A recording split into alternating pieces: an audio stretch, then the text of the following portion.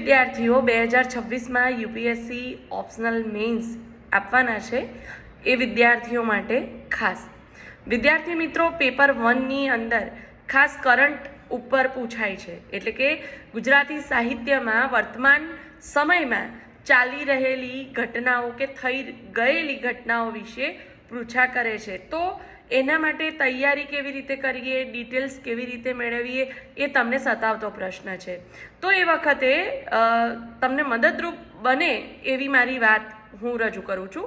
વિદ્યાર્થી મિત્રો, તમારી પાસે એ માટે ભેગું કરેલું સાહિત્ય કે એ તો હશે જ, તમારી તૈયારી તો હશે જ, પણ મારું એક સુઝાવ છે કે ગુજરાતી સાહિત્યના સામાયિક જે દર 3 મહિને પ્રકાશિત થાય છે, પ્લીઝ એને પણ એકવાર જોજો.